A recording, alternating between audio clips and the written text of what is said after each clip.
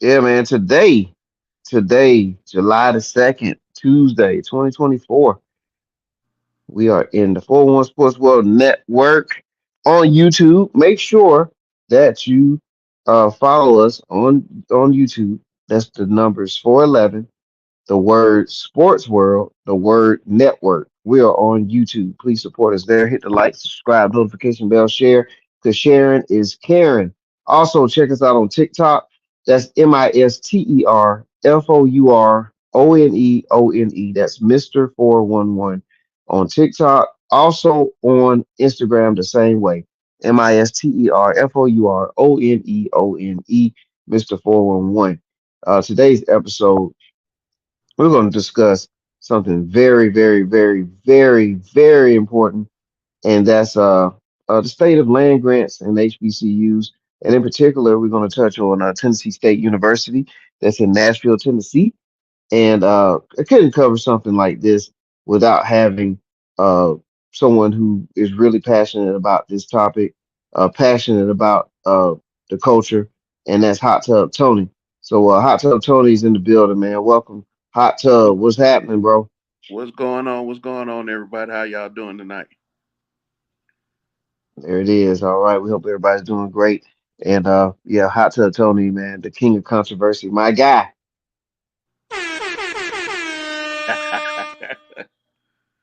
Yeah, there he is. Hot tub. All right. So we're gonna get the credits rolling. We're gonna come back and then we're gonna discuss this much needed topic.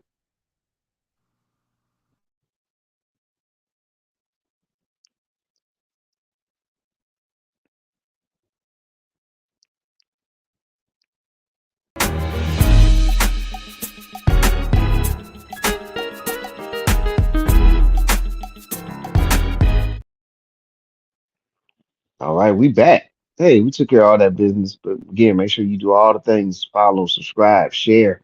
Sharing is caring. All these things help us, and all these things are free. Doesn't cost you anything to do it. So help a brother out. Hot tub. What's happening?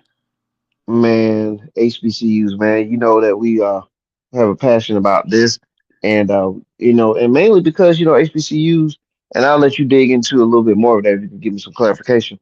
But don't HBCUs, it's a benefit of a lot of our black employment in this country. You know, a lot of black professions, and a lot of the HBCUs are pretty much 90% African American. So our student education base at the collegiate level, HBCUs are taking care of our people. Keep in mind, I know PWIs, predominantly white institutions, especially in the sports world. Those schools are basically 90% white, and then the other 10% is pretty much the athletes, the football team, track team, basketball team, etc. So, um, HBCUs are vitally important in our country. Am I right on that or not? I'd say that's a good assessment of it. Okay. All right. And one of the HBCUs, of course, we're gonna jump on right now. We're gonna play a short video. So just listen to it for ladies and gentlemen, because we want to set the tone. So just take a listen here. This is about Tennessee State University, and it is located in Nashville, Tennessee. I'm going to tell you the story of two schools. Both of them are in the state of Tennessee, but they have drastically different budgets. One is the University of Tennessee, the other is Tennessee State University. Both of these schools got their start as what we call land grant institutions. Back in the late 1800s, then President Abraham Lincoln signed a law that gave states federal land or cash to start land grant colleges. A lot of big universities got their start that way. My alma mater, Rutgers, is a land grant university. University of Missouri, land grant university. University of Georgia, same thing. The University of Tennessee was all white until 1961. Tennessee State University, though, is an HBCU, a historically black college or university. And it turns out that for decades, one of these schools wasn't getting its fair share. And you can probably guess which one of these schools it is. Records show TSU may be owed up to, wait for it, $544 million in land grant funding. The federal land grant program provides funding for certain research and teaching programs at land grant institutions. It typically relies on states to match however much money is granted. But a new report found that from 1957 to 2007, Tennessee didn't match funds for TSU, leaving its only public HBCU without hundreds of millions of dollars in funding. And here's the real kicker. During the same period, records show that the University of Tennessee not only received its full state match, but in some years received more than required. Our next guest says that funding disparity stings even more when you remember the historic connection between the two schools. TSU was founded because black students weren't allowed to enroll at the University of Tennessee. And he wonders why nearly a century later, when they get more, we can't even get our minimum. Joining me now is Tennessee State Representative Harold Love Jr. TSU is in part of his district. Representative Love, how the heck does this happen? That is a very long time for it to be just an oversight. You're exactly right, and thank you for. All right. We want to listen to that, gentlemen. We're now going to listen to Hot Tub Tony. So Hot Tub, man, what's your thoughts on this, man, with Tennessee, University of So Tennessee, and in Tennessee State relation University? in relation to the video, she was only half right in that video. Right. The federal government came back last year and said over the past 30 years, TSU has been underfunded to the tune of $2.1 billion. When that report came out, that prompted the Board of Trustees at the University of TSU to come out and basically enact a lawsuit through Ben Crump's agency and through Ben Crump's firm to sue the state of Tennessee for those funds that they're owed. The state of Tennessee did their own internal audit, and they came back with a figure of between $144 million and $500 million, which is the number that the video alluded to. That they are admitting that they underfunded TSU. So that's a big discrepancy between those two numbers. Going with the federal government's audit is the basis of the lawsuit that Ben Crump's initiated. And that was initiated, I think, September of last year. In response to that, the state of Tennessee basically fired the whole board of trustees for TSU. And the governor he installed his own board of trustees. That in itself is a problem. Man. You're being sued for funds that old, and you're you're being sued for funds that old, and you basically take out the people that are suing you. So what that led into was them replacing that whole board of trustees. Now, once Hmm. that's done, that puts the whole lawsuit in flux. So now we're at a point to where we don't know what's the state of the lawsuit going forward. Yeah. Oh my goodness, man. And for those, like again, we said Tennessee State is located in Nashville, Tennessee. That's a nice city. They have a lot of things going on there. For and just give me some things so you for to familiarize yourself with the school if you have not, if you're not familiar with the school, with the institution. There's their logo, with the Tigers and the band. A lot of people familiar with the band, especially in relation with HBCUs, but there's more to it to the schools than just the band. Oprah Winfrey, she attended this institution. Uh, NFL Hall of Famer Richard Dent, he played football there. The number one draft pick in the NFL in 1974. Let me say it again. The number one draft pick in 1974, Ed Too Tall Jones, Dallas Cowboys, attended Tennessee State University. Uh, Rogers Cromartie, a lot of people probably be familiar with him in the NFL. And then Wilma Rudolph, uh, track and field star. So there's a lot of history there at Tennessee State University. Hot Tub, you mentioned that there's 2.1 billion, right? There are the Two video that point we one played. billion with a B. with a B, okay? And the video that we played, that was when it was at 544, No, right? So that means, that the 540 million. That's what yeah, the state admits to with the shortchanging. state admits to. Okay, okay, right. And then of course, then the other half of that is there too. So I mean, 2.1 billion, bro. That's a ton of money, man. How does it get to this number?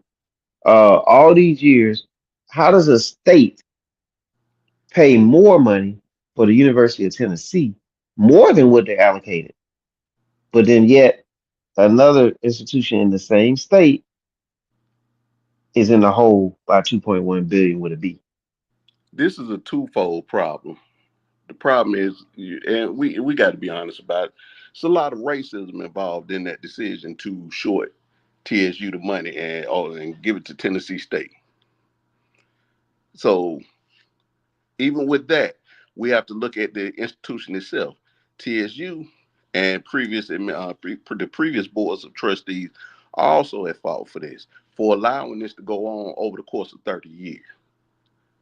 And nobody thought to drop a lawsuit. Nobody thought to do an internal audit to see where this money is going.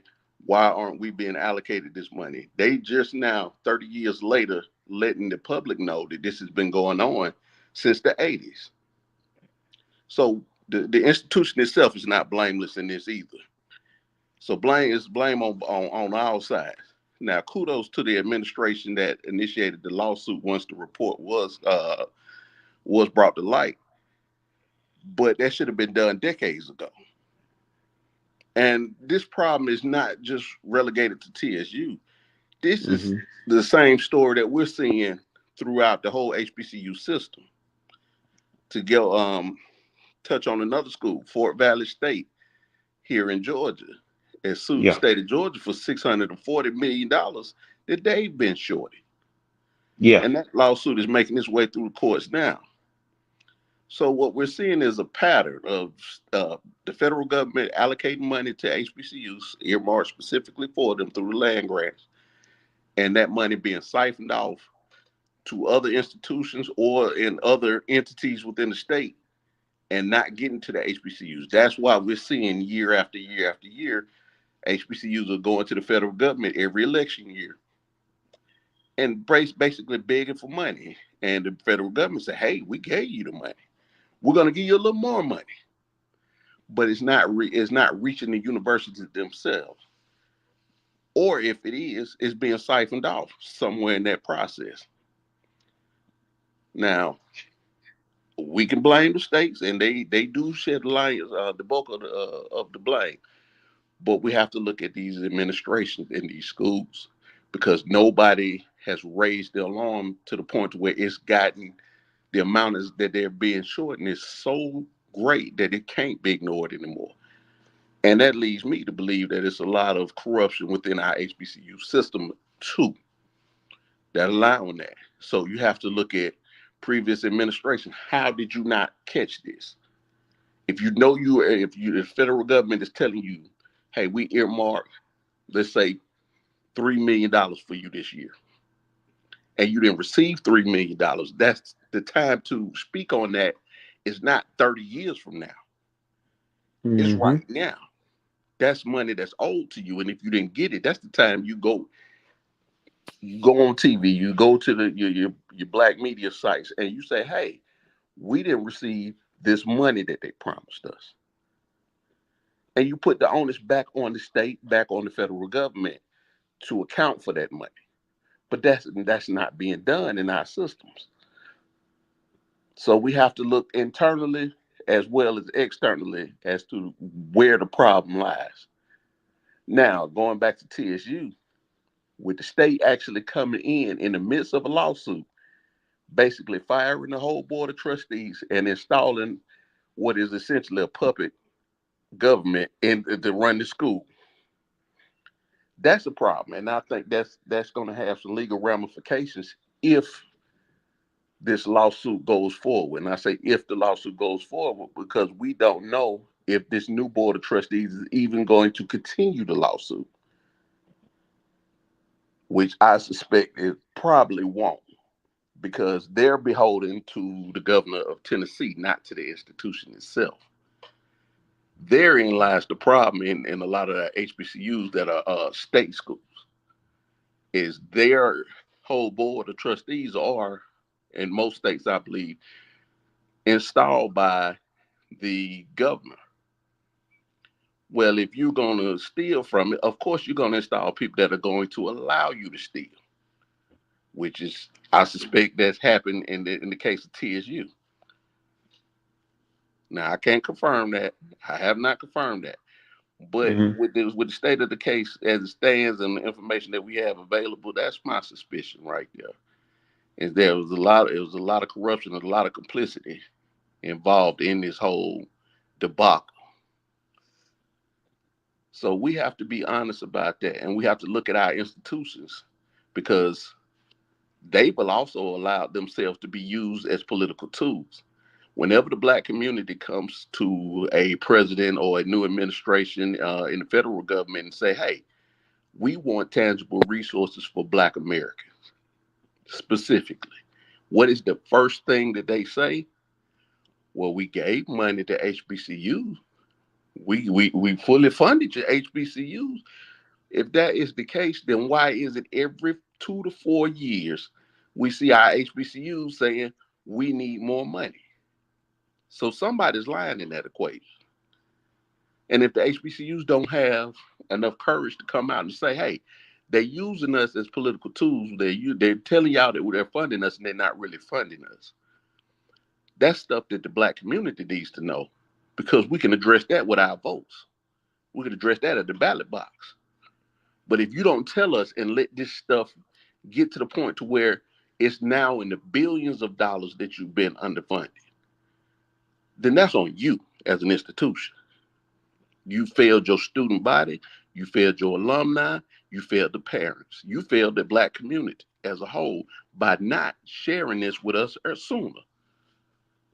Because by and large, and this dovetails right into this election season that we got going on. We see the Democratic Party come to us every year and say, hey, we want this black vote. And you say, and the first thing that they say when we say we want something is we gave it to the HBCU, where the HBCUs are not coming out and say we did not get this money.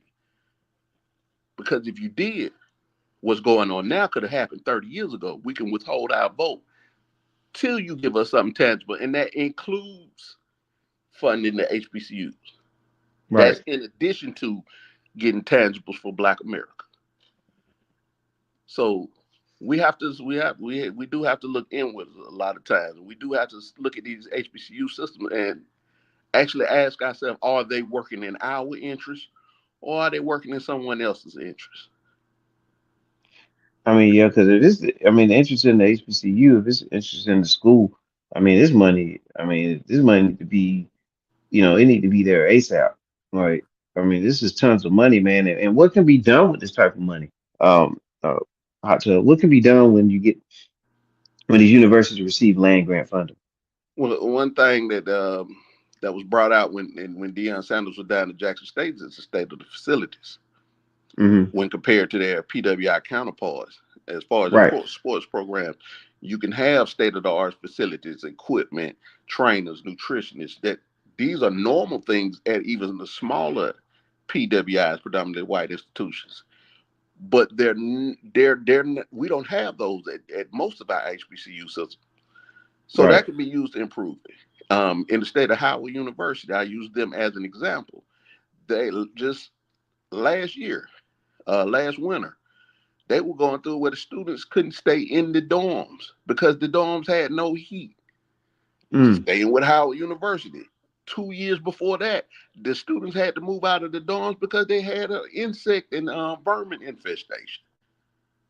And Howard is the largest HBCU in the terms of endowment. They get the most money out of all the HBCUs. So if this is our largest and best, supposedly best institutions that are dealing with facility issues, that are dealing with pest issues, that are dealing with lack of equipment, lack of teachers, lack of professors, then the smaller HBCUs such as TSU don't stand a chance. Mm-hmm. But $2.1 billion could easily address all those problems, and that's just one institution. So imagine Right. if the same type of audit was done throughout the whole HBCU system. Yeah, and that's what President Biden is. You know, we got up on the board here. 16 states underfunded uh, historic Black land grant universities, and you Here's know, here's Biden my issue administration. with here's my issue with the Biden administration and the Hmm. Obama administration and the Clinton administration and so on and so on. Is they're willing to admit these problems, and they only admit them during election years, but they never rectify the problem. The federal government can easily come in. They could have dropped a lawsuit on behalf of the HBCUs and sued the states, but they never done it. They only use this type of information as a political tool during an election year. We in the schools have to say no. You're not going to use us Right. every year, every single year. We're gonna keep revisiting this. We're gonna keep bringing this back up, and as the tab goes up higher, we're gonna keep bringing it up, and we're gonna keep going to our media sources and your media sources and speaking on this. That kind of pressure applied to the Democratic Party can get something done, Yeah. but And it's that's what we got to do, Hot Tub. We have to do like we need some power people, power broker people, and and not only them. Don't get me wrong there, but you know how this works. You know, just like how I don't know the BT Awards use Sexy Red, right? Or mm, somebody. They use the entertainer, the person that is being followed by the masses, right? To get views. And so like, you know, we need the Pied Pipers. But we also, as you said, we need all of us to get the band together in all different angles and start choking this stuff out, man, so that we can get these schools, you know, the funding that they are owed, and that's the key word, right? Owed. old. And then we also need to make sure that once that funding is in, that it is allocated appropriately. And I know head coach Eddie George at Tennessee State, he's a part of a group that was a part of this land grant, trying to recoup the land grant funding.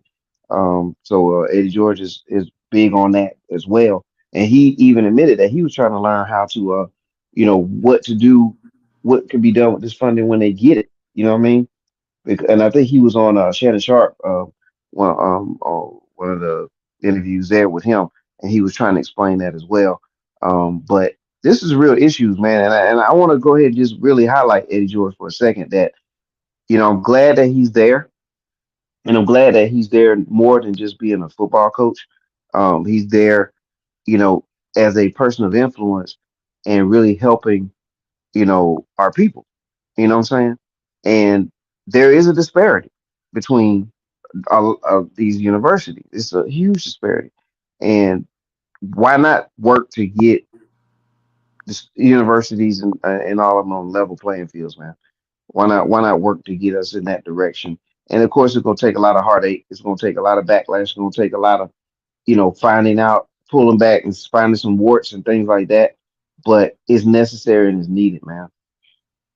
That's a big thing in our community that a lot of times when it comes to our legacy organizations, our legacy institutions, we don't like to pull back that band aid Hmm. to see what's going on. And it's going to, if when we start doing a salute to the coaches that are coming in from the professional side, from the NFL, from the NBA that are coming into these HBCUs on the coaching side and bringing fresh set of eyes to it because they were the first ones to expose the state of our HBCU systems, Right.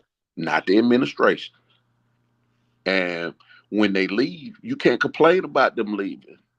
You want a Dion to stay, you have to pay him. You have to give him the facility. The man was already taking a pay cut. I'm pretty sure Eddie George is taking a pay cut. Hugh Jackson took a pay cut to come here because they doing it because they have a love and a passion for the game and our people. But when you have an institution that sees no value in a sports program, they see no value in having a big name coach come in and bring attention to them. Then that raises my antenna. Say, why don't you want this type of attention? You don't want this type of attention because you're doing something underhanded as far as the financial situation of the institution. Either it's being run very badly or somebody's stealing.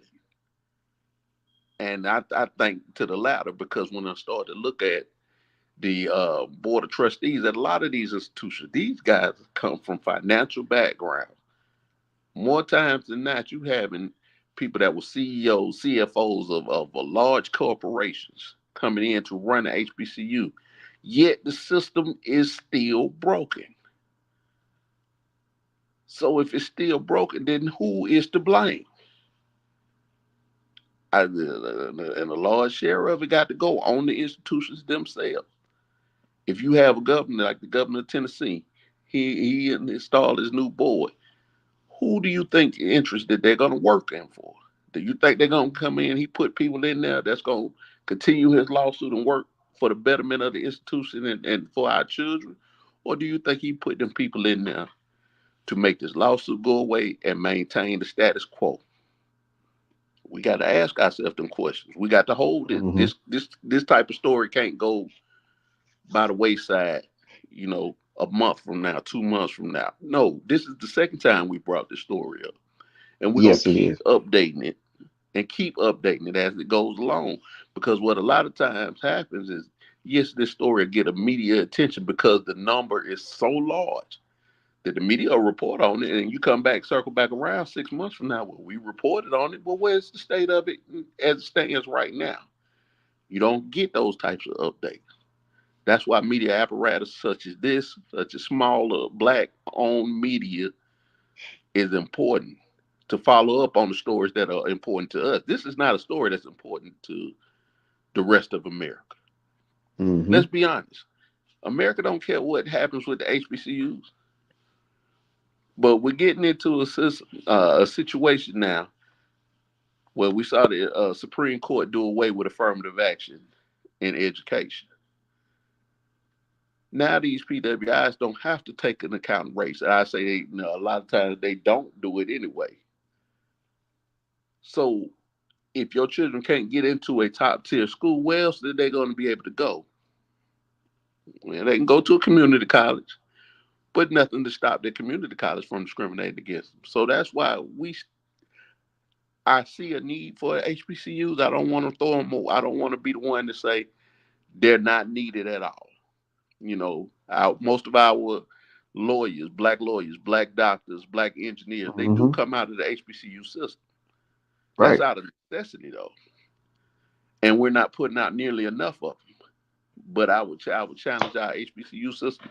If you're putting out the most black lawyers, where are our black lawyers to file these lawsuits like this? We have over what 160 some HBCUs, somewhere in that. It should be lawsuits on behalf of HBCUs in every single state that has an HBCU. It should be a black law firm leading the charge to audit that state government and bring forth a lawsuit if needed. But we don't see that. So I say, if we're putting out all these black lawyers coming out of the HBCU system, what good are they if they're going to work for white firms and not in the interest of black people? Therein lies the problem. Hmm. So we That's got right. we got we got to take a hard look at our organizations and see if they're not operating in their non best interest, then perhaps maybe they do need to go away. And those that do operate in our best interest, those that do put out what we need in black society, the professionals that we need in black society, those can stay. I dare say we don't even need, if I see one more black person going for a sociology or a psychology degree, we don't need that in black America. That's a worthless degree. Those degrees shouldn't even be offered by our HBCU. You should be focusing on what we actually need as black people here in America, the professions that are actually needed. Your A&M school, that's what you focus on, agriculture and manufacturing. What aspects of that are you operating on? If you're a scientific school, what breakthroughs are coming out of your school? Because I see MIT putting out papers and inventions that are trademarked by that school. I don't see that on our side. We just recently had that. I forget the school that did make a major scientific breakthrough, and it was a HBCU. That's what's needed. But we can't do that if we don't have the funding. And if the federal government is saying you're getting the funding and it ain't trickling down once it hits the state to us, then you as an institution, it's incumbent upon you to let us know as Black Americans. We'll take up the fight for that because we do have options that we can do. We can go to our elected officials in that state, Tennessee. You got Democratic representatives in the state of Tennessee. You go to them and tell them, hey, this was going on with TSU. This is affecting us. If you don't fix it, if you don't address this problem and fix it and make sure they're fully funded, do not expect a vote from the Black community at all. And we have to stand on that because that is voting is one of our only tools that we have to leverage our power. Now, Mm-hmm. when I say that, I don't mean to go out and vote, and I don't mean to go out and vote strictly Democrat. I'm saying either we vote or we don't vote. And if you're not pushing our agenda, which this is one of our agendas, then we don't vote for you, Democrat or Republican. And we sit it out. Because what that's going to do is put us in the position of kingmaker. When those elections get tight, they're going to need the Black vote. They're going to say, what is it going to take for you to come back and vote for us? You see this HBCU over here? We need that fully funded. We know that you shorted them. That's how we. That's a way that we can leverage our power in that situation. Not just for the HBCUs, because it's a ton of issues in the Black community that are more Yeah. pressing than this institution. I will say that.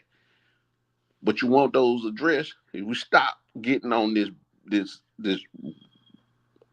train of insanity of vote blue no matter who, and we got to vote because this person died 100 years ago for they died for us to have Black empowerment. They didn't die for you to have a Right. vote. The vote is your way to leverage that into getting that Black empowerment. We got that confused somewhere. We don't owe the Democratic Party nothing. We don't owe this country nothing. This country owes us. Yes, And sir. it's that it is And it's long past time to where that bill is due and you need to start paying. absolutely. Now we talked earlier about like you mentioned that hey we we're talking about it now, and of course we're going to talk about it until we blue in the face, but we don't want this to go away. And what other ways do you think we can get this message out even more? Like for example, um, I'll use this as a quick example. You can tell me what you think, but like on ESPN, right? They're not well. When they highlight HBCUs, they highlight the band. You know what I'm saying?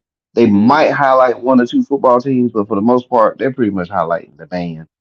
And I think that's a great opportunity when they do air HBCU games that they can dive into topics about the universities and about the struggles that go on and the disparities that go on, things like this.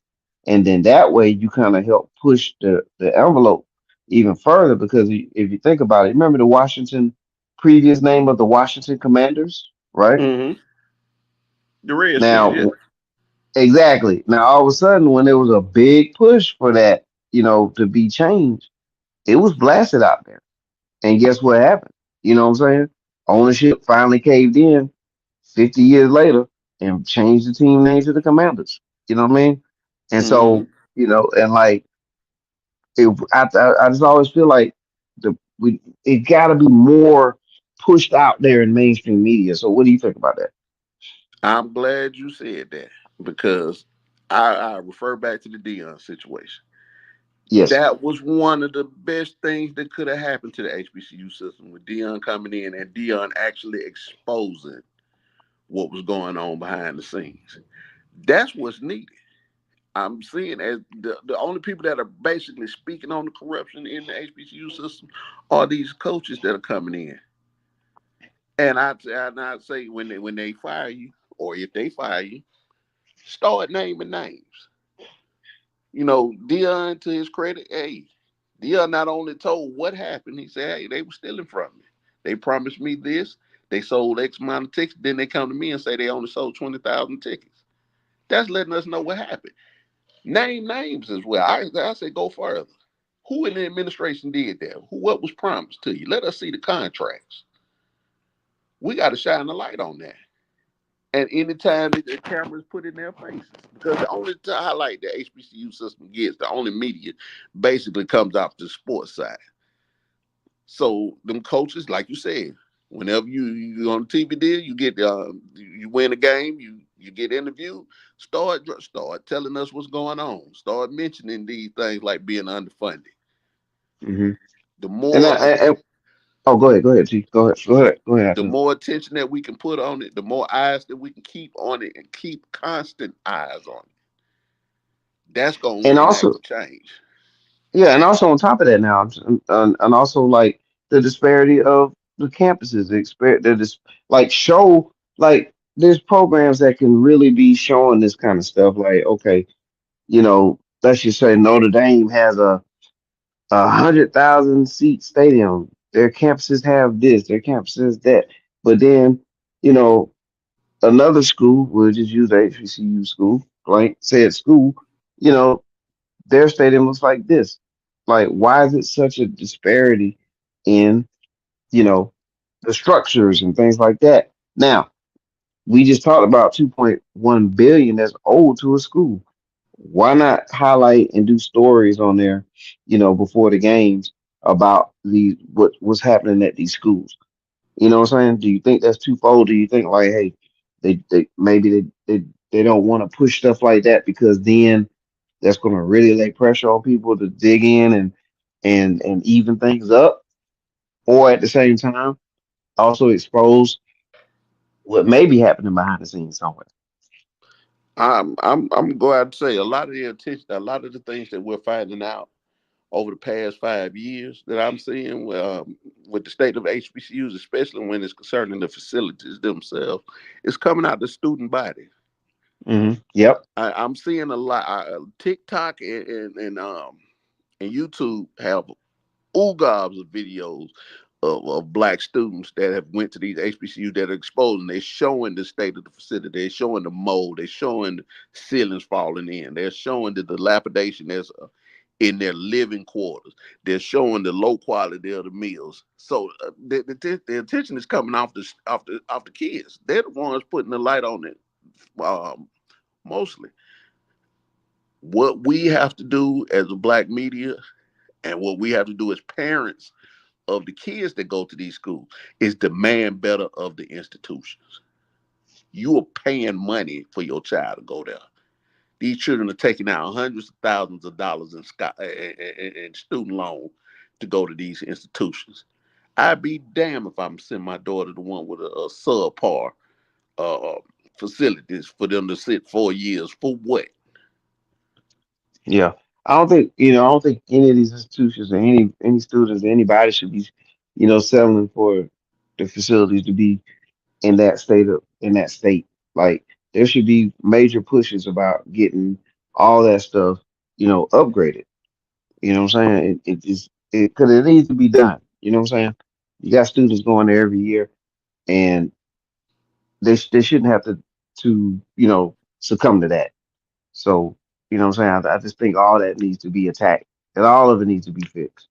I've even heard institutions say, well, the alumni don't come back and contribute, like say a Harvard or a Yale or a Hmm. Georgia, University of Georgia. The alumni Yeah. come back and give to the institution. Have you, and I challenge the institution, have you educated these children to put them in a position to financially come back and support you? Did you Mm-hmm. graduate people in the um top 5% of these professions? Or are you just putting them out to be middle management in white institutions? Because if that's the case, if all you're doing is pushing out middle management, go work for white folks, go work for white folks, and not putting out captains of industry, not putting out the future CEOs, not putting out the future black engineers that we need in the numbers that we need, then you can't expect them to give back. They don't have the money to give back. They barely paying their student loan that they Mm-hmm. took out to get a degree that's ultimately bullshit. That you as an institution don't even have to offer that. It's bad enough that in our HBCUs, that most of our HBCUs don't even have black teachers. Your administration is in a predominantly black school. Your administration is mostly other people, other racial groups of people. That's a problem because I'm pretty sure you put out enough teachers and professors that you've graduated and put through bachelor's and master's program to be able to hire from within. You don't have to get other people to teach your people. I wouldn't even want another race of people to teach my children if I didn't have to have it. But start looking at that. I challenge anybody go and research the percentages of other races that teach at HBCUs. There's a very good gentleman that you can find him on YouTube named Dr. Randy Short. Dr. Mm-hmm. Randy Short comes out of the HBCU system, and he is the main opponent of an HBCU. He's worked at I think two or three different. He's taught at two or three different HBCUs, and he's very critical of it, and rightfully so. This man breaks down why he's critical of it. He's saying who in the administration is siphoning off money, who in the administration is basically doing the disservice to our community. And we have to start looking at who we're putting in key positions in our institution. Because I'm gonna be honest with you, and a lot of people ain't gonna like it when I say it. It's a lot of black looking people in positions of power in our HBCUs that are not working in the interest of black people. And they're doing it because they don't have an historical tie to the institution. They don't see the value. They don't have the reverence for that HBCU that we have as black Americans. Mm-hmm. So it's not in their interest to speak for you. So they can be easily corrupted because they don't have no ties. I'm not from here. They're not from here. So they don't care that people died for you to have the right to have this institution. They don't understand what it took for this institution to be put into place over 150 years ago, or 100 years ago, for us to even have these that are our own institutions. We give them to people who are just here, who have only been here at most 30 years. And I say 30 years because we didn't start seeing all of this influx of people that look like us that are not us. That happened in the 80s. And that happened because we fought to open up the immigration laws to bring them here. Now, and the first thing that they do once they get here, they get into key positions in government, in our education system, in our HBCU systems, and they get installed in there because they do have the education once they get here, but they don't work in the interest of the black people that are from this soil. And you see that a lot in the HBCU system. And if it makes you mad that I'm pointing it out, if it makes you mad that I'm saying it, don't get mad with me. Get mad with your people that are in those positions that are doing it. I'm just highlighting it because I see it. I don't just see it in the HBCU. I see it across the board. And it does a disservice to us. And we have to start acknowledging things. We have to start saying the uncomfortable truths about what's going on with the state of affairs in our community. A lot of it is not our fault. There's a lot of outside meddling going on. and it's done by people that look like us.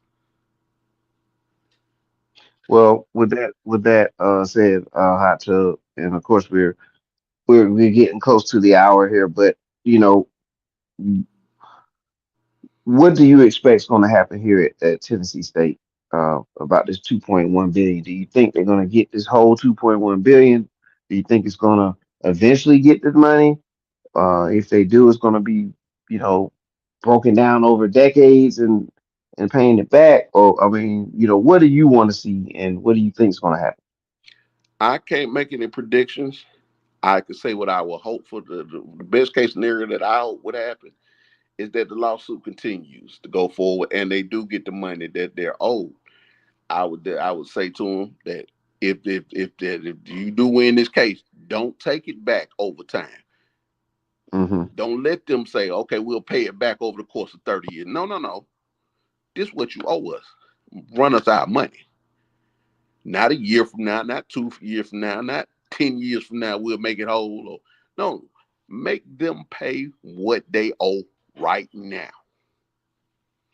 Because that's a paradigm shift. If TSU can get this $2.1 billion, that would be the biggest windfall of any single HBCU in the country. And they can be the model for every other ones to follow that example.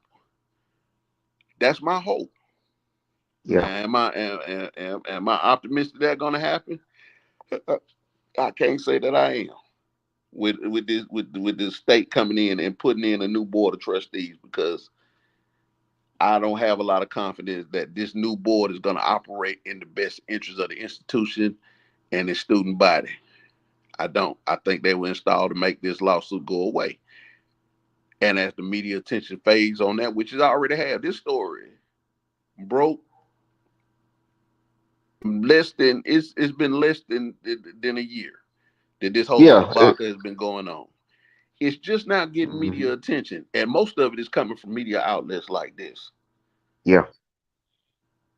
Yeah, And absolutely. I mean, it's been too quiet about this, man. I mean, 2.1 billion, man, with a B, as we said. Like this should be on 60 Minutes. You know what I mean? It should be national. It should be all over the place. Like, this is a ton of money. so we have to look at where's our Van Joneses, our Joy Reeds. To his credit, I don't like Roland Martin, but he was the only outlet other than Hmm. smaller outlets like this one that I've Yeah, heard speak about it. And even he hasn't done an update on that. And he's not going to do an update on that because this looks bad on the Democratic Party, which it does. We have to be in the best interest of black people, not the party, not this organization, not this fraternity, not this institution. What is in the interest of black people? So I look at all of these HBCU, all of these schools.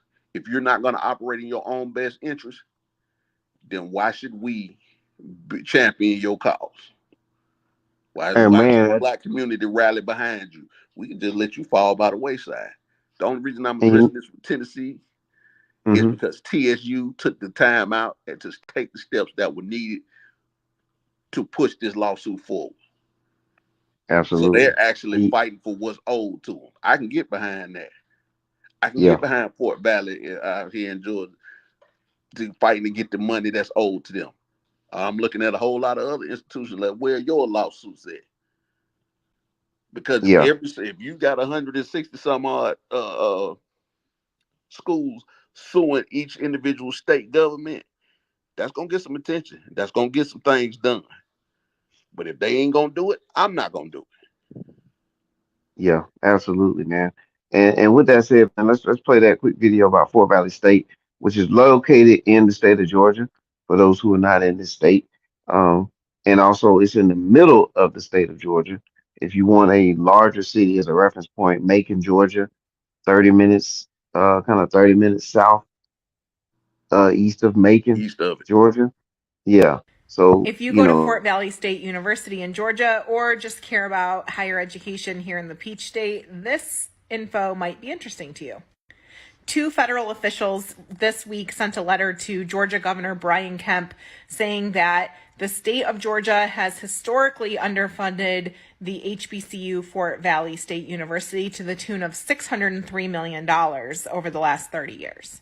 I'm Vanessa McCrae, the Atlanta Journal-Constitution's higher education reporter. Like and follow for more higher ed news. Here's a copy of the letter, which you can pause to read.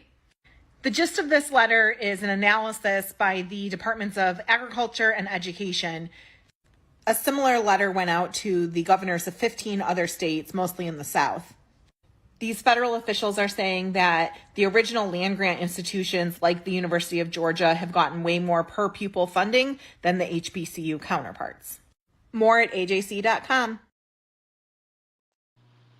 So there you go again, Hot Tub. As you can hear there, you mentioned earlier, $603 million to Fort Valley State University. Man, that would man people who may not be familiar with how that it's not a huge school. So Not six very hundred three small. million dollars for a small school, that's a ton of money that could be put to some serious use and change the game. And just like what this lady said from the Atlanta Journal Constitution, um, the University of Georgia, again, they received their money, their land grant money, but Fort Valley State, 603 million in the hole. Again, how do we let this happen? How do we let it get this far? And it's not to be like, just complain about why it's gotten to this point because you can't do nothing about it.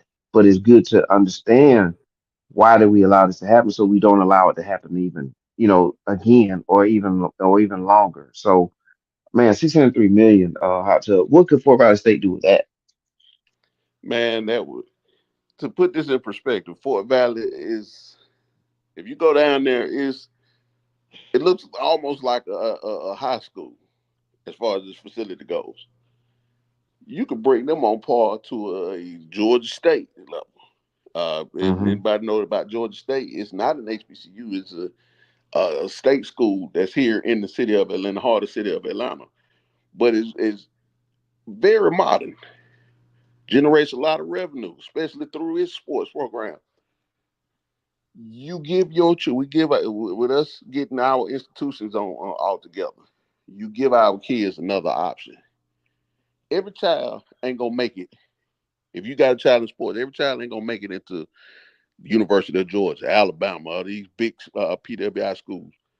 But they still may be good at sports, and they do need an avenue if they want to pursue professional sports as their career going forward. I don't Hmm. recommend it, but I don't condemn it. But they have to have other options. If you get a sports program at a HBCU system, your sports program generates revenue for the schools. Most of your schools generate most of their revenue through their sports programs outside of schools like MIT and Harvard, which they're not relying on sports. They rely Hmm. mostly on their alumni. So it's nothing wrong with our schools having good sports program, but they can't have that if they don't have facilities. They can't have that if they don't have the support staff. They can't have that if they don't have nutritionists. They don't have equipment for the kids to train on, so that they're on par with their PWI counterparts and make them competitive to step out in your NBA, your NFL, your MLB. If they can't be competitive with their counterparts, they can't be successful or make it to the pros. But chances are very slim. So I want to give our kids the best opportunity as possible. That's where this money is a big impact. If you want STEM programs at your school, STEM programs cost a lot of money. Your PWI schools to finance those, they use the money that they generate off their sports programs to do that. Well, if you're using that land grant money for that, you want to build up a STEM program, you want your school to be known, less for the sports, more for the scientific, or less for the sports, more for the professionals that you put out, this will allow it. The answer to everything that's wrong in the black community, not just the HBCU, but everything in the black community boils down to economics. Yeah. If we have the money to do better, traditionally we have done better when we have the resources that are on par with other groups. Even if we don't have the money, we still do better in a lot of cases. So imagine if we're fully funded, how great we'll be. So that's why this money is Mhm. important. Yep. And this episode was important, man, and vital, man, and it was important to have you on uh back in the studio today to cover this. And I know we've been trying to get this back out there, and we finally did. And again, we're not going to let this go away. We're going to also, by the way, Hot Tub, been notified that we need to also take a look at the state of North Carolina. There's North Carolina Central, and there's a couple of schools up there, North Carolina A&T, and I hear there's a couple of schools up there, at least three or four, that are they're filing, they either have filed some suits against the state of North Carolina, or they're in the process of doing those things, because they're also in the number which the Biden administration had listed of 16 HBCUs that are underfunded through the land grant. And so we're gonna dive into North Carolina as well next, so that we can come back and keep this thing rolling. Kudos to them for doing it. Definitely, let me research. I do a little research on my end on it, see what the state of that lawsuit is as well. We'll cover them too, Yes, because the sir. more eyes we have on it, bro, the quicker we can fix the problem. Absolutely, and it is necessary. It is definitely necessary, man. I would definitely appreciate it, Hot Tub, and we'll get you back in here real soon so we can do that. Go ahead and tackle that stuff. Most definitely. All right. Well, he's Hot Tub on 401. We thank everybody for tuning in. And make sure you go watch this over and over again and share it with your family and your friends. Get this message out, and we wanted to get into the hands of the people to people that can help make this change. And we're definitely gonna be reaching out to Fort Valley State. I'm not too far from them, and we're gonna get this ball rolling. Absolutely. All right, we out of here. Everybody have a good one. Peace.